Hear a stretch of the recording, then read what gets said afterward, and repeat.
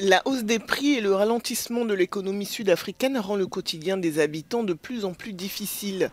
Actuellement, chaque mois, 30 millions de personnes sont victimes d'insécurité alimentaire selon l'ONG Food Forward qui lutte contre la faim dans les communautés pauvres.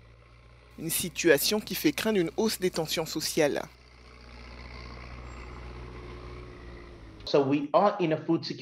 L'Afrique du Sud traverse une crise de sécurité alimentaire et nous constatons que des personnes souffrent de malnutrition. Dans la province du Cap-Oriental, 12 enfants sont morts de faim et d'autres incidents de ce type se produiront lorsque le pays commencera à se manifester. Nous constatons également une criminalité opportuniste en conséquence. L'inflation dans le pays a atteint son plus haut niveau depuis 13 ans. La hausse des prix à la consommation était de 7,4% en juin sur un an, contre 6,5% en mai.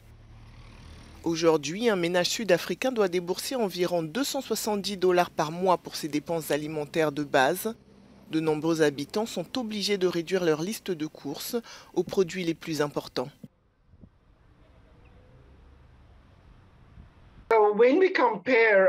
Lorsque nous comparons notre panier alimentaire à celui de l'année dernière, nous réalisons que certains des articles de ce panier, des produits de base, comme la farine de maïs, ont augmenté. Certains consommateurs se plaignent qu'ils ne sont plus en mesure de subvenir à leurs besoins.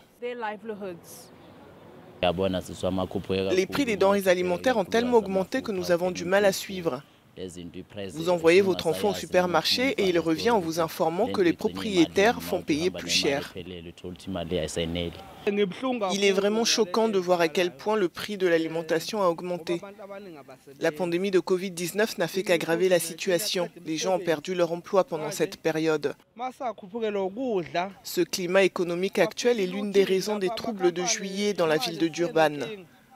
Nous devons recommencer à cultiver notre propre nourriture.